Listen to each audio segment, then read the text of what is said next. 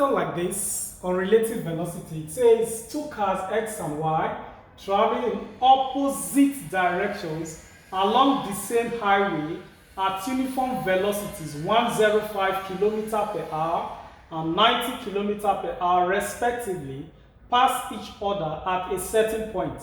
What is the velocity of X relative to Y at the time they pass each other? Now let's see. They are traveling in what? Opposite what direction? That's the first thing look for. Along the same highway, velocities of 105 and 90 km respectively at a certain point. What is the velocity of S relative to what? Y.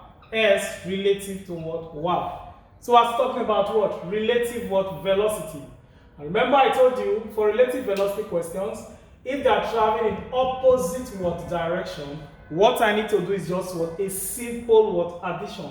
So what I'm going to do is 105 plus what? 90. That gives the velocity of X relative to what? Y. Velocity of X relative to Y. That will be 105 plus 90.